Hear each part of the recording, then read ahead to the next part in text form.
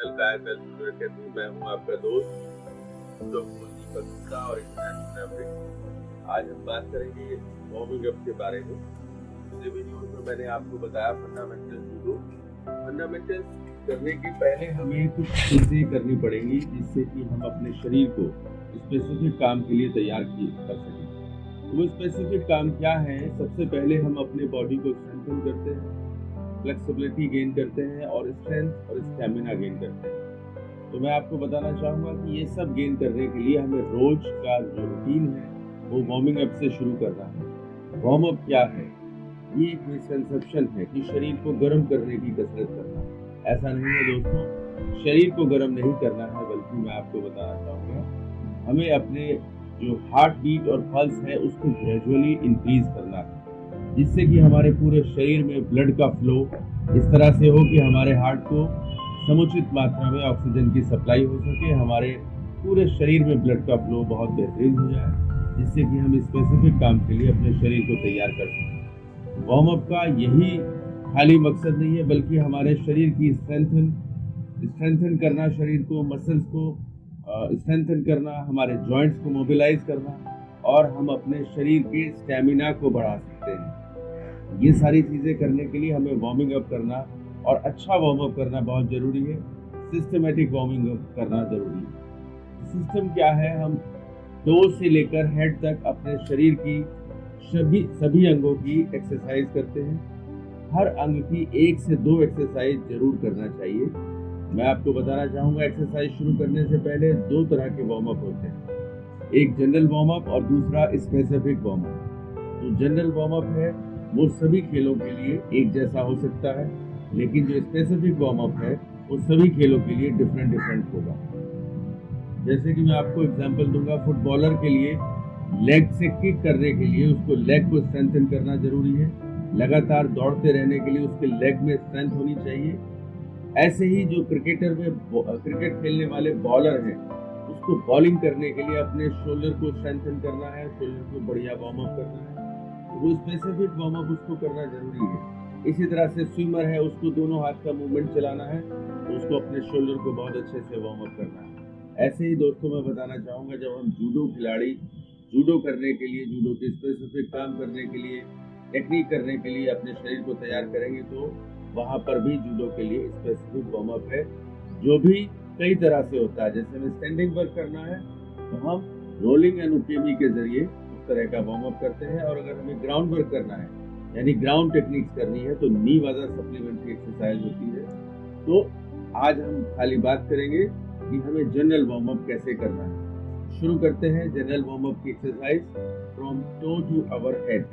तो सबसे पहले एंकल जॉइंट्स को मोबिलाइज करने के लिए हम अपने एंकल को रोटेट करते हैं clockwise 10 times, anti clockwise 10 times, then other leg 10 times clockwise and anti clockwise.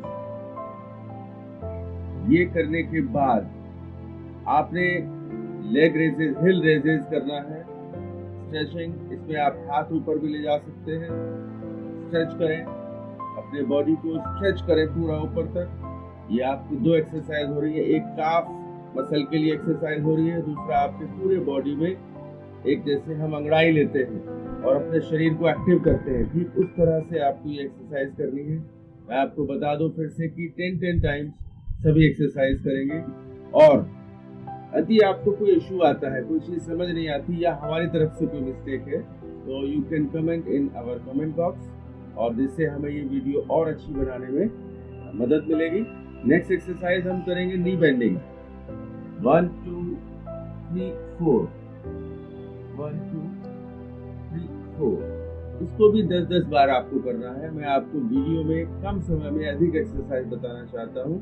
फिर हम अपने पैरों को खोलेंगे और हम अपने थाइस के लिए एक्सरसाइज करेंगे like this 1 2 3 4 5। You can count 5, then another side 1 2 3 4 5। okay, then go up and stretching your inner thigh 1 2 3 4 5। okay, then other side 1 2 3 4 5। okay, और यहीं से आप अपनी थाई को एक्सपेंड करेंगे और leopard stretch, left side and right side और यहीं से आप cross toe touching for your front part, cross 2 3 4 5 6 7 8 9 10, at least 30 time आप ये क्रॉस टो टचिंग एक्सरसाइज करेंगे। और यहीं से आप फिर side stretching like this 10 count left and right. यहीं से आप backward stretch 10 counts left, 10 counts right. Position of your leg is also important. ये देखेंगे आप हैमस्ट्रिंग मसल स्ट्रेच हो रहा है, आप देखेंगे बैक स्ट्रेच हो रहा है, आप देखेंगे शोल्डर स्ट्रेच हो रहा है।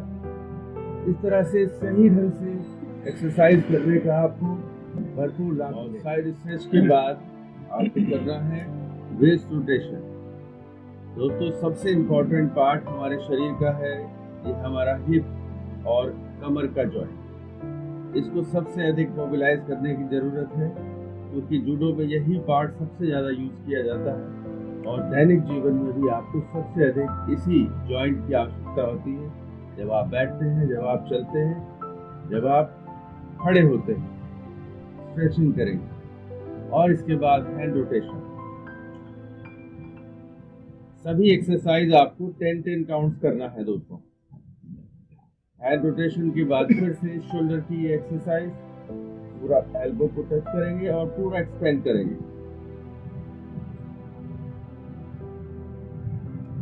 और फिर reverse.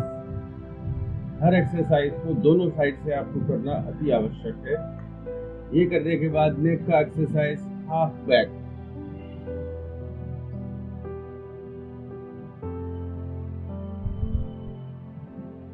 ten counts and front half.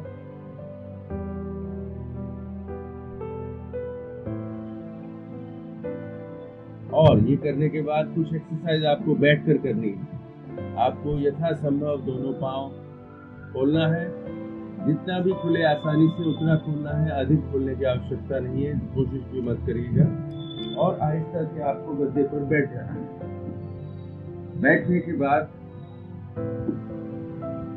जरूरी है कि आपके घुटने सीधे रहे। भले ही आपके पांव कम खुले, नो प्रॉब्लम, लेकिन जितने भी खुले उसके बाद आपके घुटने बिल्कुल सीधे रहे, तभी एक्सरसाइज करने का आपको फायदा मिलेगा।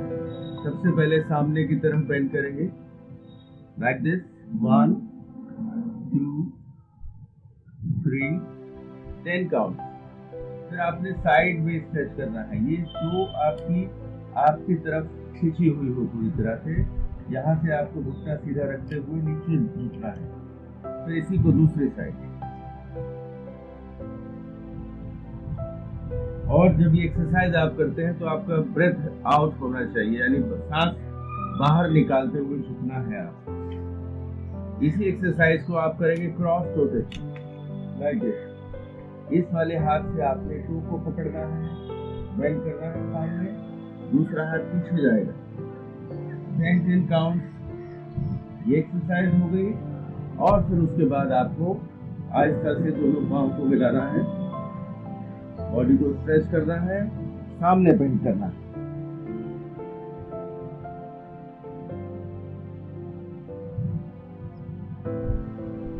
Ten count.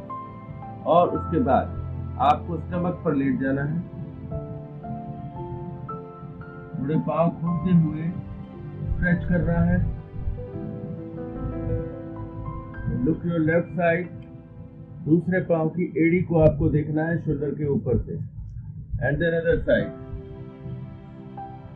And gently bend your knees and stretching forward, and then come on your back.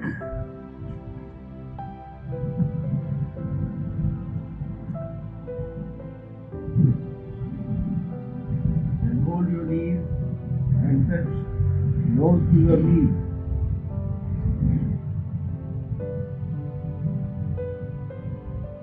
ये दोस्तों आपका जनरल वार्म अप की एक्सरसाइज कंप्लीट हुई। इसमें हंड्रेड्स ऑफ एक्सरसाइजेज आते हैं, यानी सैकड़ों एक्सरसाइज है, लेकिन आपको चुननी है हर बॉडी पार्ट की कम से कम एक दो एक्सरसाइज। और अधिक काम आपको करना है खास तौर से कमर का जॉइंट, नेक जॉइंट, शोल्डर जॉइंट, खास तौर से इन पार्ट को अधिक अच्छे से वार्मिंग अप करना है।